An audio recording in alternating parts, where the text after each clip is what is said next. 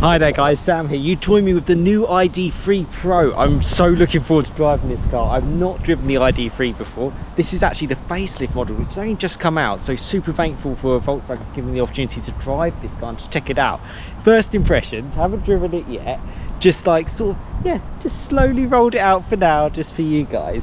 But yeah, let's go through this car. 200 horsepower rear wheel drive platform. The reason why I like these cars is because for me the Golf does everything. I'm a big VW Golf fan. You can just about see my Mark 7 Golf R in the background, and this is essentially the generation of the future. Super interested to see how it drives. Batteries low down, interested to see what that's going to be like. Small shape but still good enough for everything. Yeah, super cool. 19-inch diamond cut alloy wheels, look very nice. Bit dirty, this car has been driven properly by a few people. It's been wet today, but the sun has come out now. And yeah, two-tone roof with the blue and the black, really nice, really special. You can see sort of in the back we've got VW Golf style space. Cloth material actually across all VW platforms, really good, really nice, hard wearing, easy to kind of like wipe away. And pan roof, very nice. Didn't even know it had it there for a second, so that's going to be super special to really check out and experience. You do lose a little bit of boot space. You can see my stuff in there, umbrella, because it has been raining in my bag because of sort of like the batteries, but it's not too bad, it's pretty good. So just coming into the front, you can just see sort of like the facelift kind of lines, very clean, very easy to use. I quite like the white badge actually for the VW sign. I think that looks cool. Let's step into the new ID.3 Pro. I'm getting very used to kind of like all the controls for this in terms of drive, neutral, you just twist and you go. Play and pause button, brake and accelerator. It's a good place. Say sort of around 250 mile range. This is saying 162 with 74% left, so it's about right on that. It was nice and airy, nice and low, nice and small, my kind of suitable size. I have driven the ID.4 as well, and even the ID Buzz, much bigger, much different driving impressions compared to this. This is certainly more on the sporty side, which I like. I have to say, personally for me, looks wise, I quite like the Cupra. I know it's based on this exact same platform anyway, but I think if you want something that's a little bit more out there just in terms of the sportiness, that's probably the car. This is a bit more everyday kind of for everyone to use. You know, no one's going to get sort of too worried about the looks of this, but it certainly looks futuristic, and it's going to be really interesting to drive it. So yeah, should we get on the move? I mean, it's very simple to kind of get into these cars. This is the thing that I was very worried about when you're sort of in it, you're like, oh no, how do you start it, where do you go? But it's simple. Reach and brake for the steering wheel, everything is the same. Foot on brake, and that's it, and it's sort of like it's into life. You've got sort of like navigation there.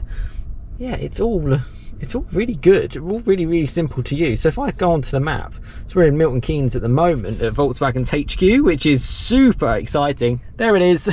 Yeah, driving plenty of cars today. Oh no, look at all the traffic, but we will find somewhere to have a nice drive. Yeah, and kind of get on with this one. But yeah, it's just a simple like as twist to drive, and you've got the B as well, which is sort of like essentially when you lift off the accelerator, the car will brake, and it's just heavier and better for sort of like regen for the battery charge. Interesting to see what this car drives like, and what sort of smile it puts on my face as well. So my first impressions heading out, I have to say this car is right up my street in terms of the size. Feels very Golf-like, you know, it feels very familiar.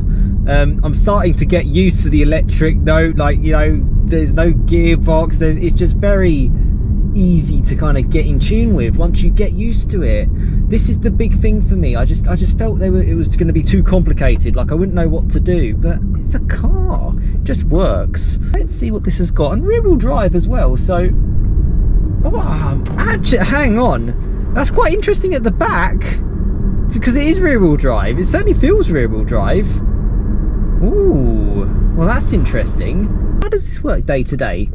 Do you have enough go to pull out? Well, I can tell you, you do. And this is like a sleepy village in Newport Pagnell. Yeah, and it feels nice. This car is actually fitted with dynamic chassis control as well, so you can kind of go through the modes and yeah, and just have a more comfortable ride or have a bit more sporty ride. So I've just changed the modes and popped this into its more comfortable setting. and it is very refined. I was actually in sport mode, so that was the dynamic chassis control in its firmest setting previously, and it was dealing with the bumps okay for me, and that's subjective. I'm used to firm cars, so I've got to think about you guys watching. It's so calm and refreshing.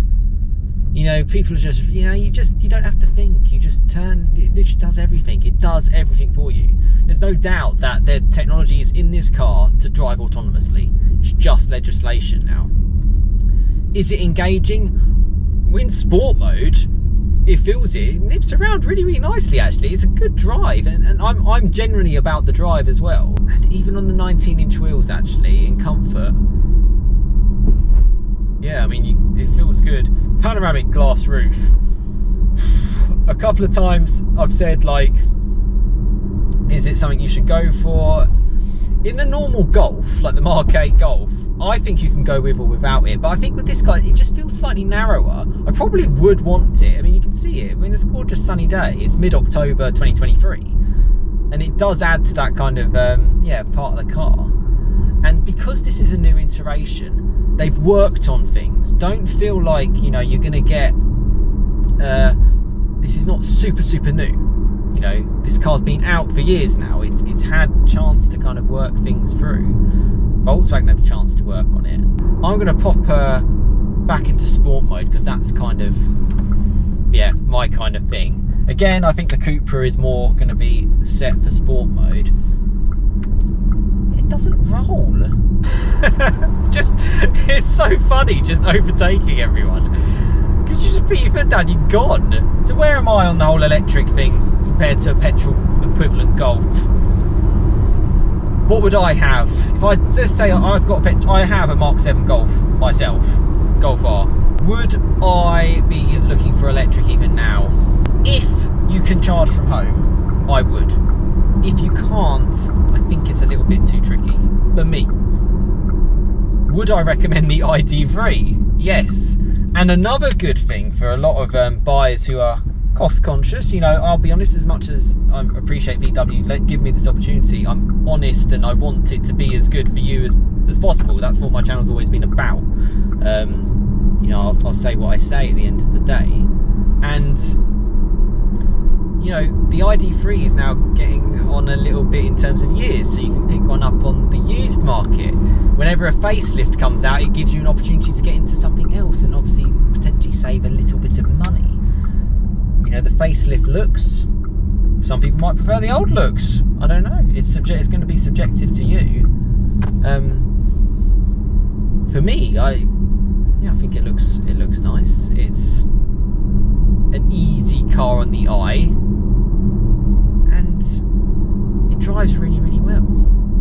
Yeah, I'm gonna drive this for a little bit more, and I will catch up with you to give you a bit of a summary, because yeah, that's going to be the best thing. We'll park up and we'll summarize it. So I've spent a bit more time in the ID.3 Pro, and I have to say there's a lot of highlights. There's a lot to like. Speed wise, it's really, really quick. In fact, probably too quick, and I think that's just generally down to the ID.3's lack of weight, and that helps a lot. Feels very agile, feels very nimble in sport mode. I was really surprised about that. It feels sportier than it looks. It looks a bit more toned down compared to, as I mentioned, the Cupra version. But actually, it drives really, really nice. I like the smaller, lighter weight cars. That's generally, yeah, for me, those are the cars that I would kind of go for. Brakes felt good. You know, I didn't feel like there was too much interference from the car. It's got lane assist and all these kind of things as well. It's nice to change between the modes as well. As you can see here, you press mode, you can go between eco, comfort, sports, and then individual you can manually configure yourself. The one thing I would say is DCC is a good option to pick. You can get it as part of a package for this car. I would go for it, particularly if you're going to go for the 19-inch wheels, which do look nice. The roof looks superb. There's the sun shining well on us on the blue paintwork, the contrasting paintwork. Seats feel very good. Feels nice and supportive. You know, this isn't sort of design. Actually, wow, that's actually a huge bin. And this is the advantage of electric. You don't have the transmission tunnel, so you get more space to put things around. And yeah, you get these little holders as well. So it's all very nice. It's just steering wheel, very clean look, very Volkswagen look. Whether you go for the facelift or a pre-facelift version is entirely up to you. I quite like getting, well, you can get an approved used Volkswagen car. I would probably go down that route particularly, just because these cars are so new. You need the people who make it to sell you the car. Yeah, I wouldn't look for an independent car for something like this on this sort of high technological scale. You know, we're pushing the limits here. Billions has gone into this car. But actually, it's nice and simplistic. And that's the biggest takeaway for me.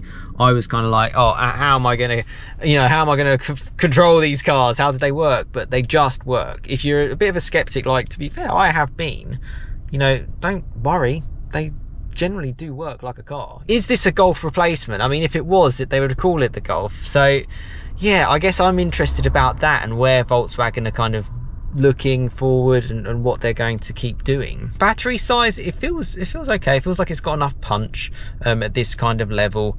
200 horsepower, 0-67.4.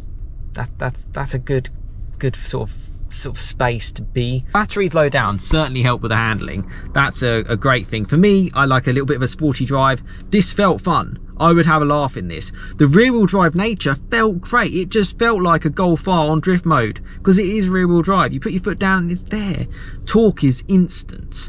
Really fun. The driving is the big takeaway. I thought this wouldn't drive very well. I've driven the T-Roc today, T-Roc style, and yeah, it wasn't as fun to drive as this. This was much more fun, just to put into perspective. Okay, I've also driven a Mark 8 Golf R, which is a different level, but actually that car, you know, with its four-wheel drive, is a lot more sort of confident. And let me know your thoughts in the comments, what you think about the ID.3 in general, what you think of the new little facelift touches, what you think about the car in, yeah, just an overall. If you own one, what's your experience has been? Obviously, I've only had the car for an hour or so today. I can only share so much. Let us know in the comments. It's a community channel. Let us know your thoughts. People will check this video and check the comments and see what it's like.